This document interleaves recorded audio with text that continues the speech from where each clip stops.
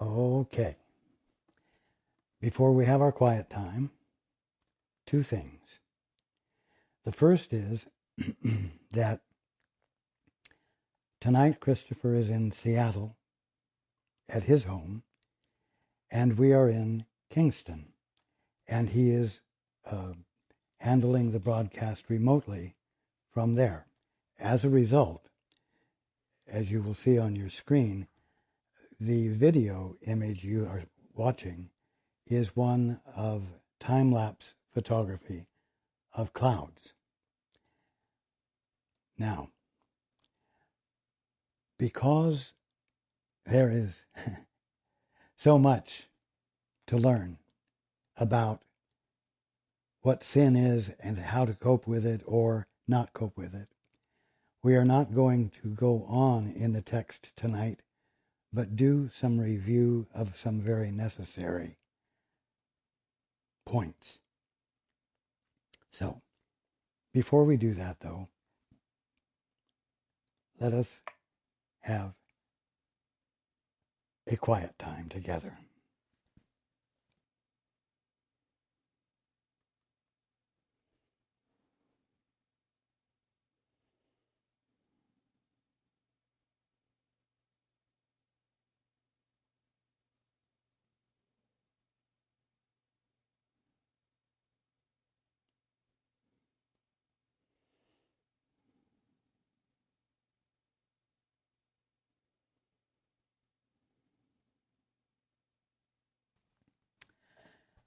Good evening,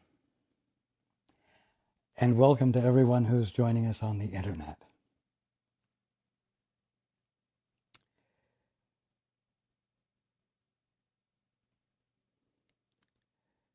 Sin and everything associated with it is utterly sneaky, dishonest, unfair, misleading by nature, because that's the only way it can get your attention and keep it.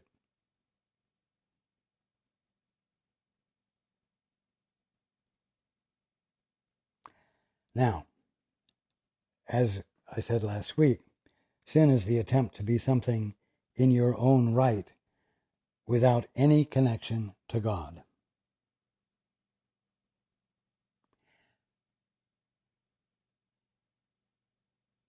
This is very literal, and what it means is very identifiable as you go throughout your day. When you find yourself aroused to a commitment, I'm going to say, to excellence, for the sake of excellence, and for the sake of a righteous gift, you have taken the bait that secures your addiction further and entirely distracts you from what will lead to your success.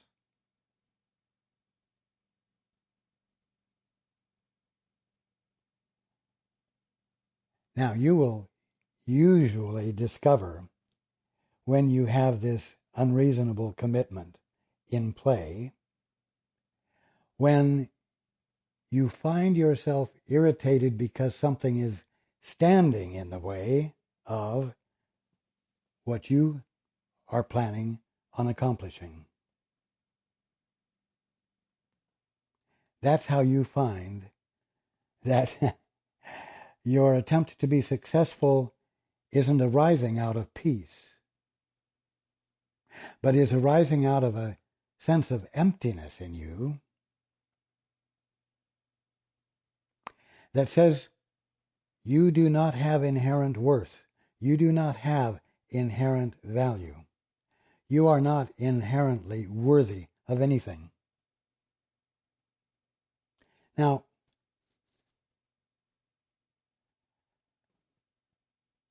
many churches teach that you are a sinner and that you are born into sin. But you may not be religious, and so you may not have heard that before. But you heard it in other terms. You heard it in the terms of your being an organism, part of a development of a species that has risen and risen and risen above others and achieved a level of excellence that goes beyond others. And the normal or natural deduction from that is that it is your function, it is your purpose to refine yourself, to improve yourself further, you see?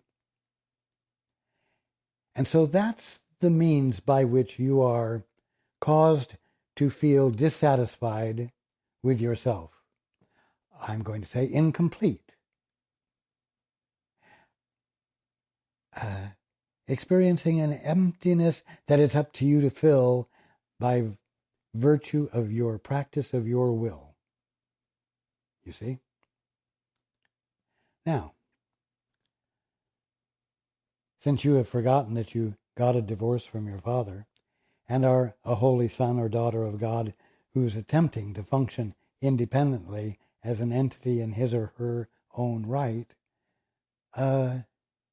you don't know that the solution to coming back into your wholeness, into the experience of your holiness, can only be accomplished by the abandonment of your attempt to improve yourself by yourself using the skills you think you have obtained from natural physical evolution, and so you are not in a position to make a shift of intent and establish or bring into play a new practice that is the opposite of trying to be a success in your own right. Now, part of the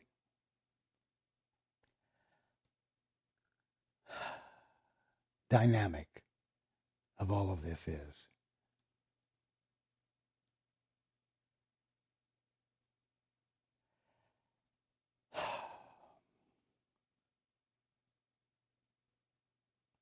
that you are led to the conclusion that if you do not accomplish this success, you will indeed be a failure.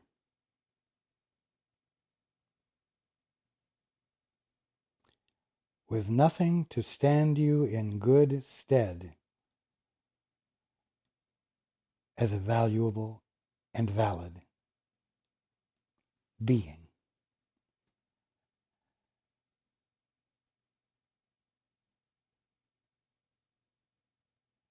And so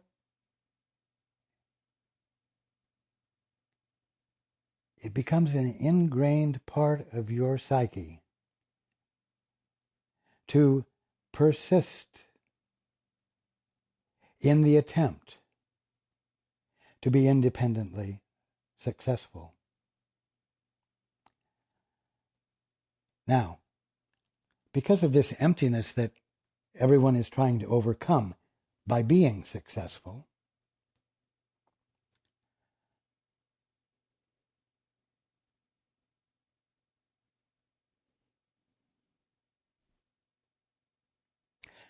you are led to believe that success is not assured.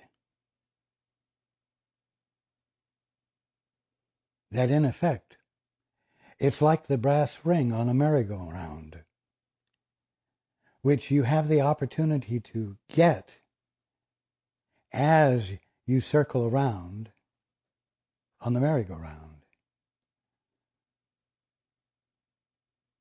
And there are many rings. They are silver in color, but every now and then there's a gold one.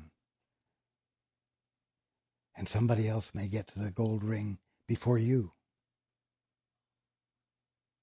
And so you're kept in a constant state of uneasy suspension.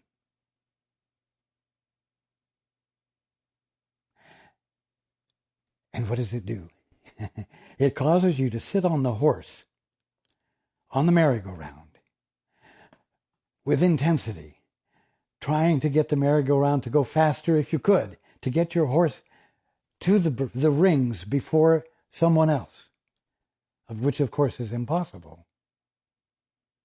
But nevertheless, you fill yourself with the intensity of trying to make something happen that cannot happen, and you are frustrated with having to wait until you come around to the rings so that you might perchance have the brass ring next. This is hell. This is not your birthright. This is not the way you are to exist.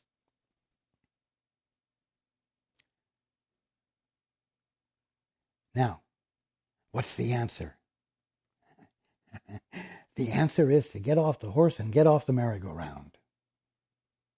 Going for the brass ring, going for success that isn't naturally yours, is an artificial goal, an attempt to do something that existence isn't requiring of you, that your very being isn't requiring of you.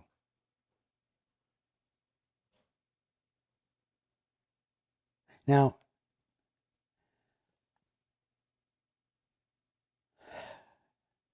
let's say in a lifetime, you have the opportunity to go around the merry-go-round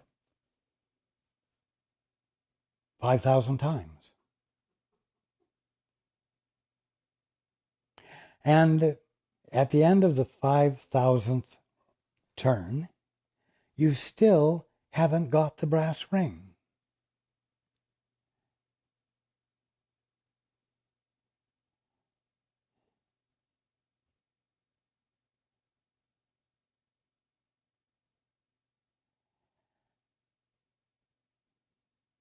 That is the likelihood. And even if you do get a brass ring, it won't forever be the end-all of your success.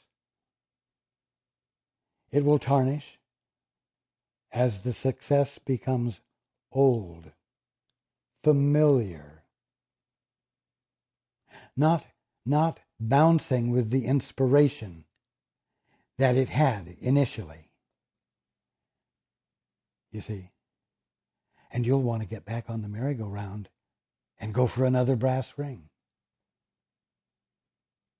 Now, if you go through the 5,000 rounds and don't get the brass ring, and this lifetime is over, you would say you were a failure. And in fact, avoiding failure is the whole reason you're on the merry-go-round and going for the brass ring.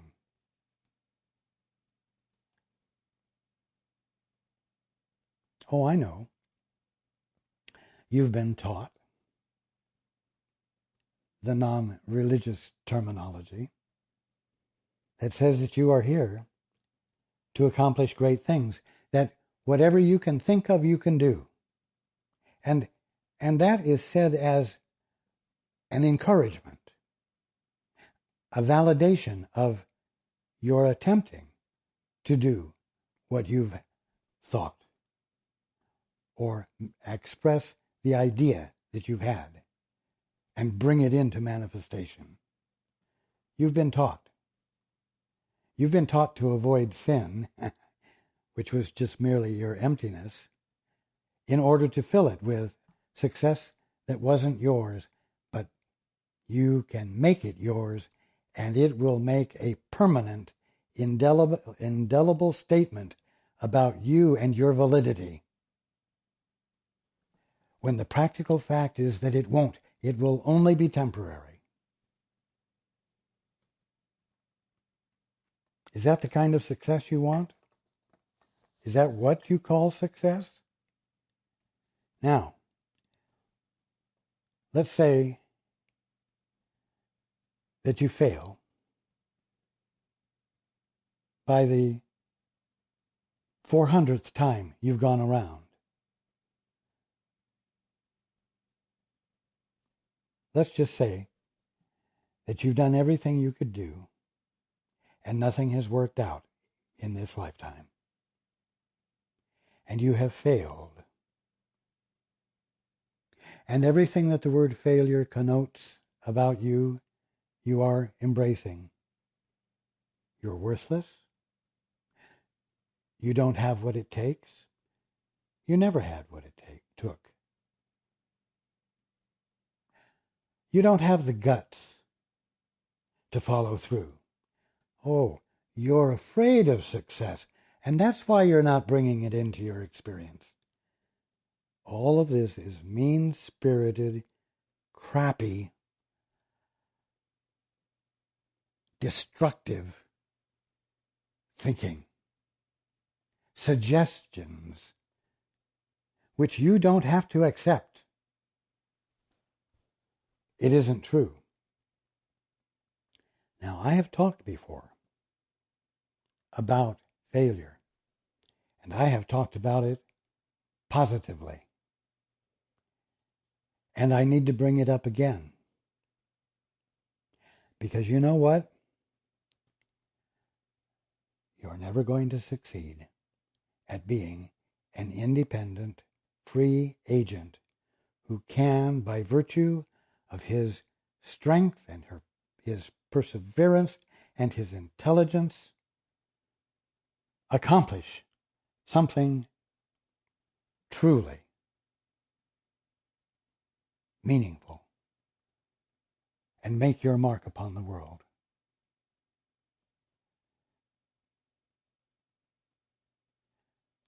These are the things that sink in when you actually fail and you suffer from what it means about you.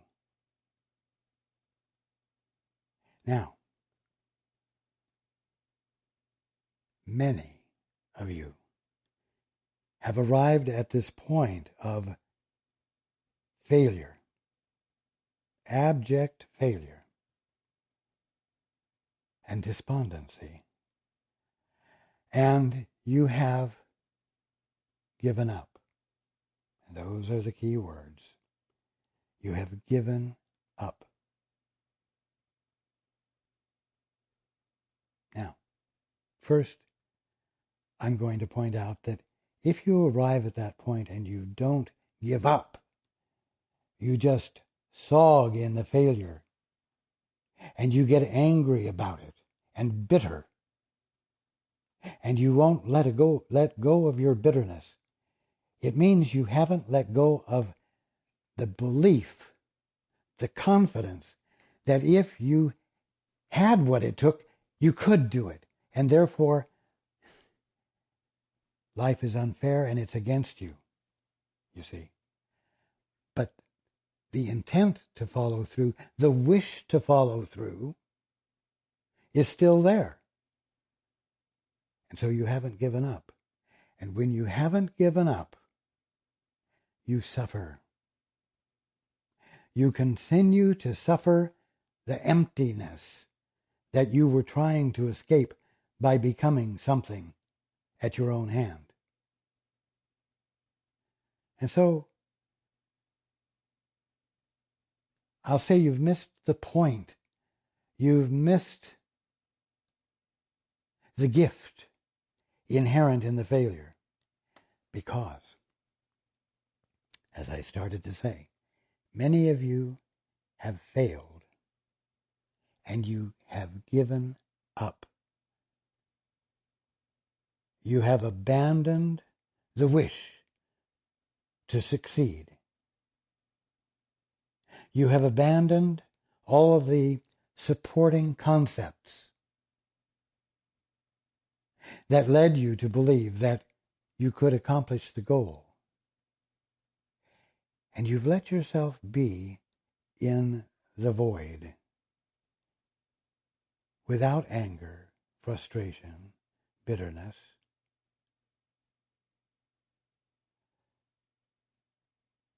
And all of the other things that block you from your experience of fulfillment.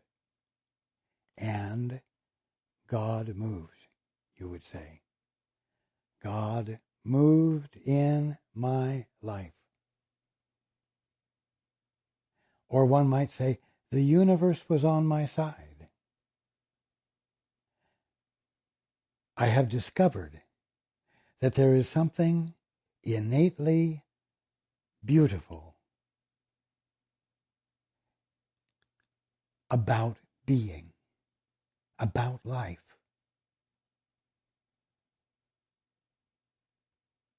There is something I am aware of about life that I was never aware of before, and that is that it is self-fulfilling. Self-fulfilling. Because when I failed and I gave up,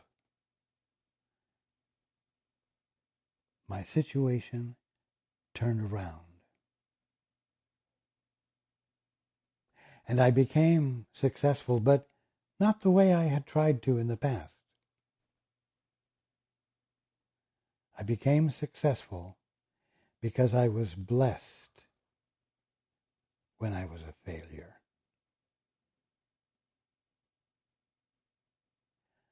The blessing is called grace. When you fail at your attempt to be an independent agent, an independent success, and you give up, you let yourself be a failure without fussing about it.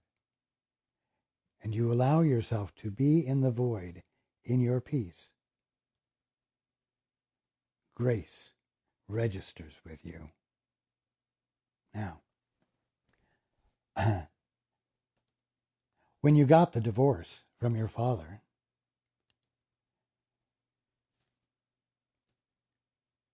the event was called the fall from grace, wasn't it? The fall from grace. What caused the fall from grace? Not that grace was not extended to you, but you got a divorce from the source of grace. And you said, I want to exist and operate and function independent of grace. Because, of course, if I let grace bless me, I won't be able to take credit for it. And I will not be able to prove that I am a real presence, a real entity in my own right. So the last thing I want is the experience of grace.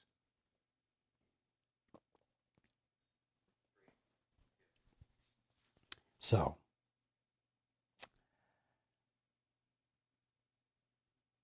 what do? If you want to experience success, which I'm going to define as fulfillment, the experience of wholeness that is present and abides in you as you when you're not being self-assertive.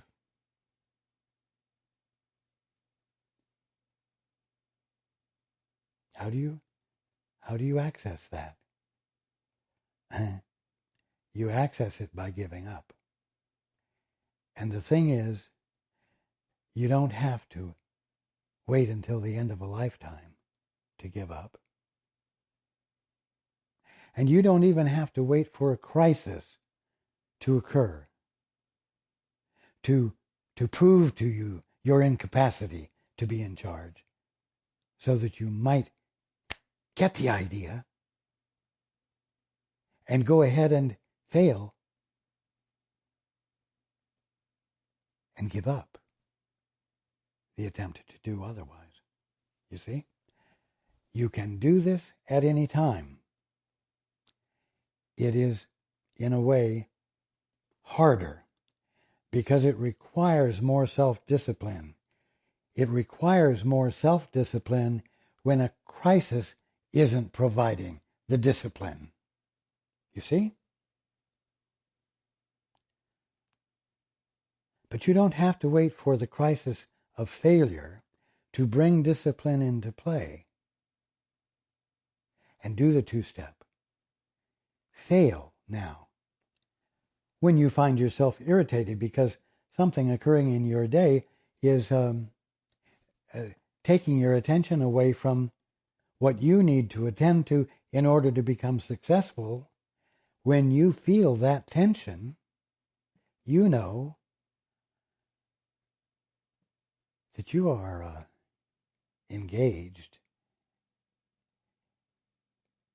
in the process of failure. Why? Because you haven't given up the independent attempt to become successful and fulfill what you believe is your talent or your gift or your reason for being here. You see, if there is something that can come up in your day that can irritate you because it's standing in the way of your doing what you want or need to do, you may know that you are engaged in what? Willfulness. You are engaged in that which blocks the experience of fulfillment, which will certainly be identifiable as success, but not personal success. Rather, it's a success that blesses you and everyone around you because you chose to fit in with the movement of fulfillment rather than creating it all by yourself. And that's the difference.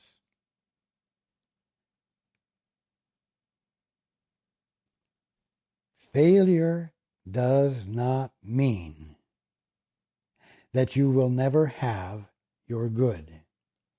The value and meaning of failure is actually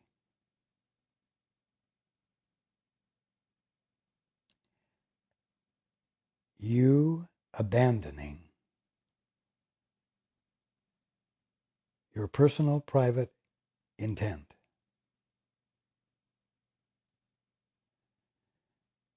Which, as I said to someone the other day, blocks you from the inspiration that illuminates and uncovers what works.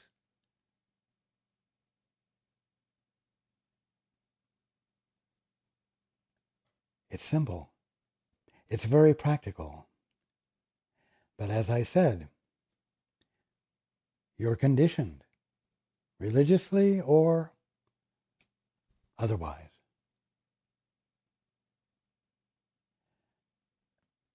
to opt for excellence, but excellence at your own hand. Excellence that you are supposedly capable of achieving, because if you can think it, you can do it. You see? Even at Disneyland, the youngsters are imbued with the idea of imagineering. You see? Imagineering. Being consciously creative and bringing forth excellence. But you know what? If you stop and think about it, if you are willing to look honestly, I will say, at the world scene, you will find that those individuals who made contributions that were truly life-changing, truly meaningful and beneficial to all, they didn't and they will tell you this, they didn't figure it out for themselves. It dawned on them. Now, if you want to be successful, you've got to be in that mental frame of mind where dawning can occur. And if you're not, you're on a wild goose chase, which sooner or later will lead you to the point where you have failed at what you thought you knew you were supposed to be and do, and give up, so that you're in that void with nothing but attentiveness, so that meaningful fulfillment of your being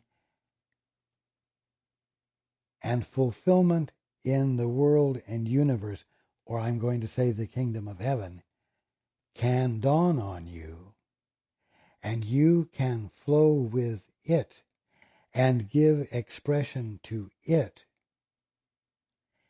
and have, without strings and without the potential for loss, the very things that you wanted to go for on your own,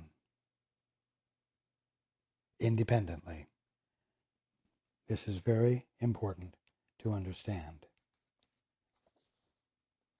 Now, there's another thing. As I mentioned last week, the wages of sin is death.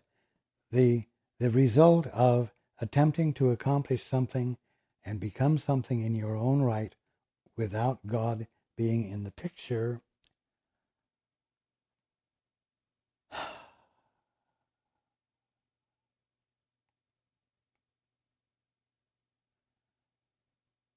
introduces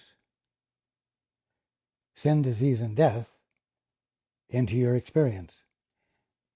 The divorce from your father, the separation from your father, brings not only fear and guilt, but sin, sickness, and death into the picture.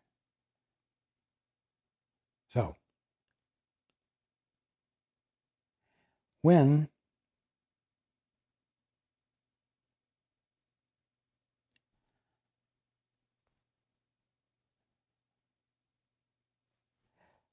I said last week, as the Course expressed it, sin doesn't exist, and punishment of sin is what seems to cause it to exist, or makes it easy for you to believe that it exists as something actual.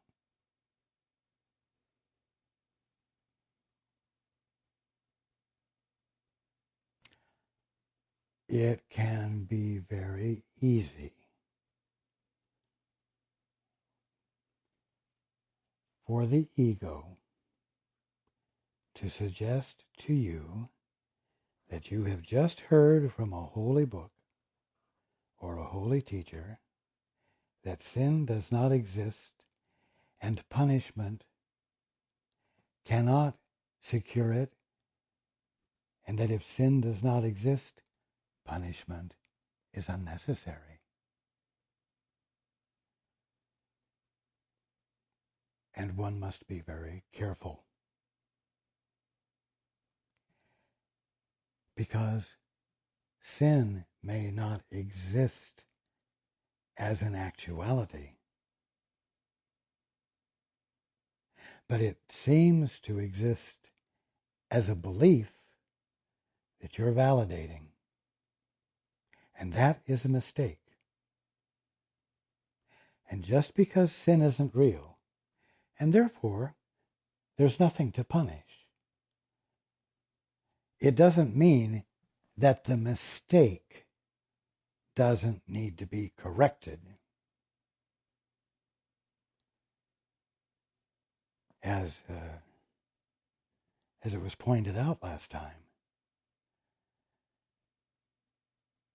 Mistakes are there to be corrected. Mistakes are there for correction. Sin can't be corrected. But sin is a mistake, and the mistake can be corrected. Therefore, one must get busy correcting the mistake. Now, sin may not be real. Your attempt to determine what everything is without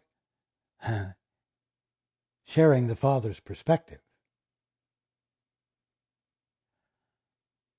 not only causes the kingdom of heaven to begin to appear to be a physical world and universe that started from a big bang, but it's also a world and universe in which sin, disease, and death occur. And everyone who's gone to a funeral recently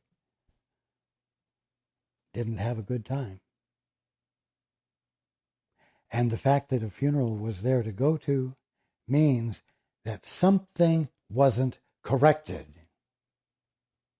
Because for life, truth, and love, the constituting nature of the kingdom of heaven, to be experienced as sin, sickness, and death, pain, suffering, and so on,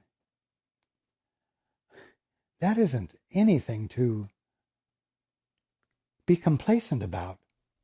That's nothing to say that, well, sin isn't real, and therefore there is no punishment. Hell, maybe there isn't punishment for sins, but there is suffering from the misunderstanding of what you're experiencing. You are experiencing the kingdom of heaven, and you are a son or daughter of God experiencing it.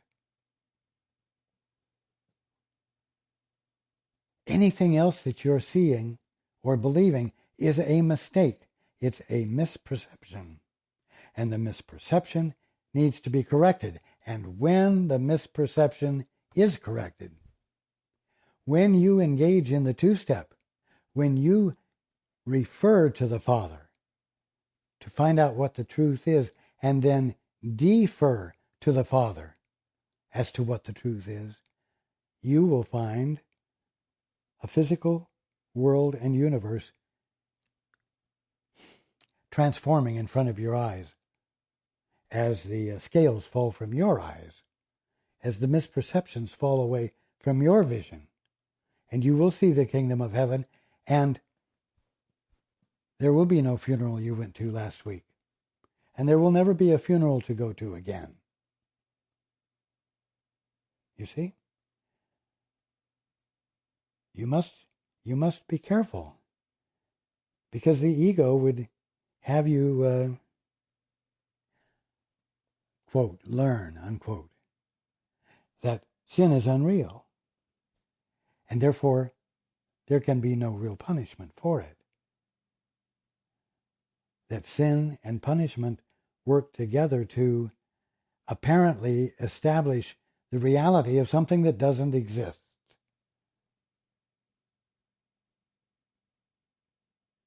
And you need escape from it.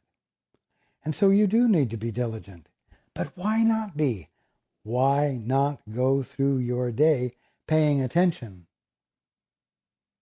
So that when you feel that something is getting in your way, getting in the way of something important that has to do with the establishment of your credibility, you can say, whoa, you see the red flag going up, and you say,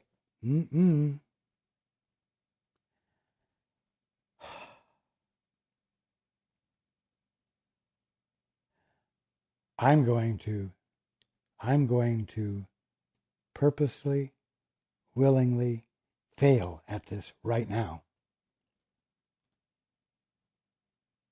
Because whatever excellence might come through me will only come through me when I've become silent and curious and attentive where inspiration dawns. And you can do that all day long. And unless you want to wait for a crisis to come along to be the discipline you need to actually do that, you can do it voluntarily without the stress of the crisis, even though you will have to engage in the labor of conscious self-discipline so that you say, no, I refuse to take another step in the direction of accomplishing something all by myself with an addiction promoting it that doesn't actually allow me to experience the inspiration necessary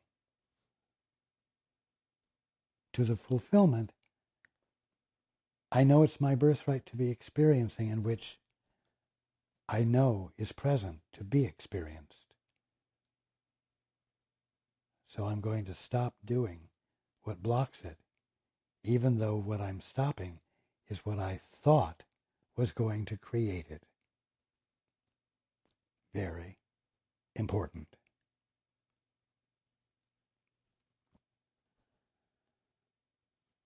Now,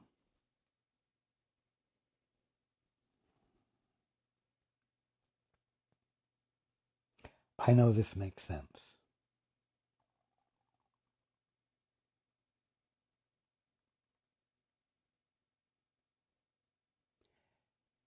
In a way, it's utterly uncomplicated. But I've got to come back to this. You've been taught to value your capacity to be an independent creator through the use of your mind, which most of you think is somewhere in your skull. And so to abandon the very things that you have been taught will, through your careful practice of them, secure your success and even your wholeness, completeness.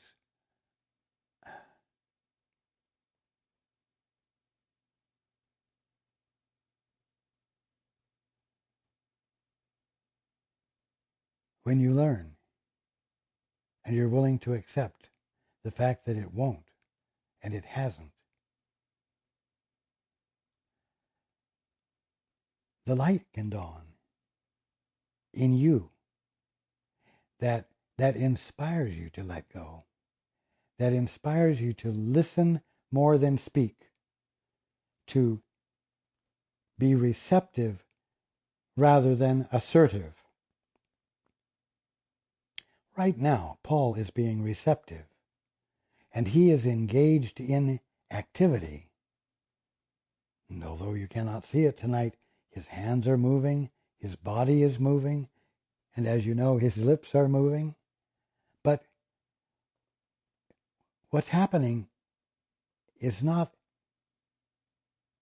a calculated action meant to impress anyone with Paul's personal capacity, because Paul isn't on his mind. Being in the movement is.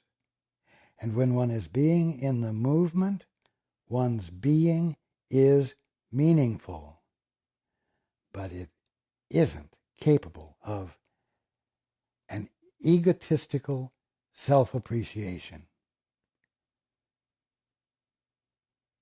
If you want meaningful fulfillment, yield to it rather than trying to create it. and for all practical purposes, be willing to yield to it right in the arena where you have been attempting to create it yourself.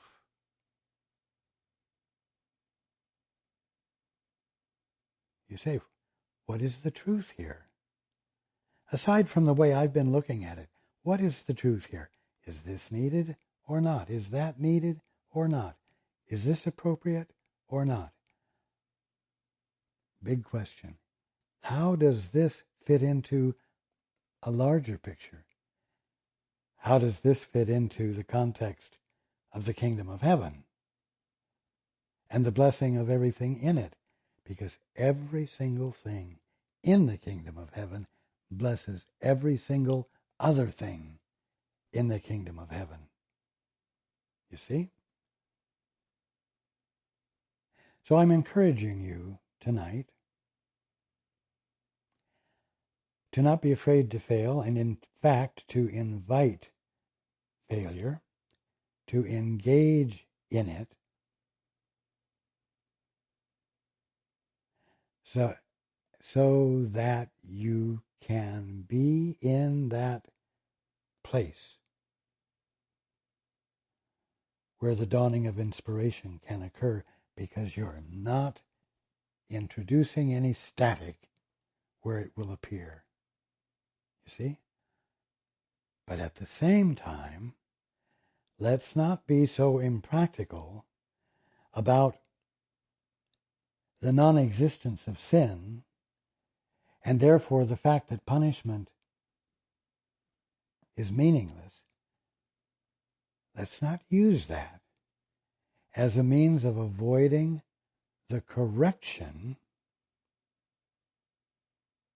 that is manifesting as you in a lifetime with a birth and a death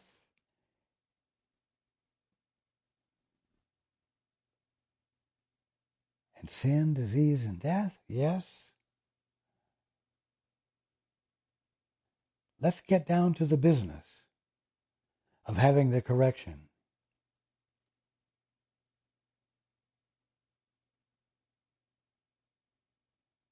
How do you do that?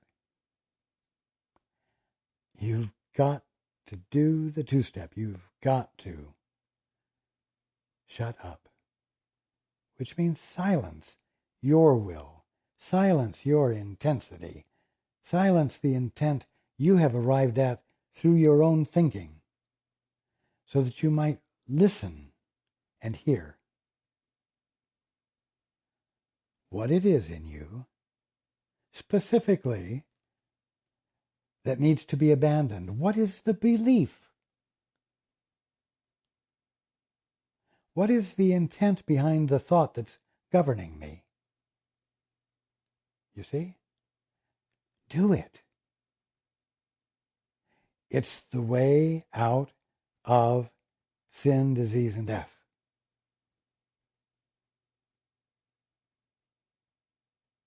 It's the means of awakening.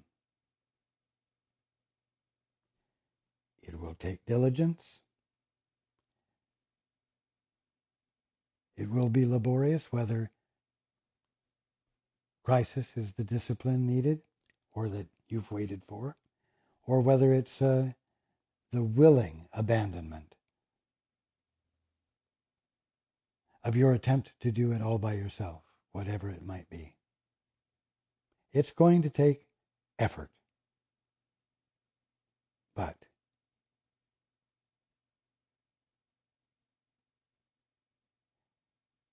it's going to remove the futility that you've been experiencing. And I mean it. It will remove the futility of failing but not giving up. And therefore, not having. Again, simplicity. I love you all. And I look forward to being with you next time.